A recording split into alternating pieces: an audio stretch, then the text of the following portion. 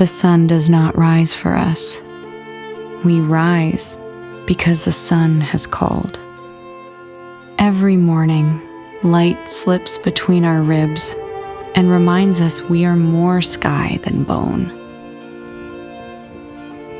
Our bodies are made of mountains, ground to dust, of oceans boiled into clouds, of stars that burn themselves empty so we might have a chance to breathe. And yet, we walk as though the earth were ours.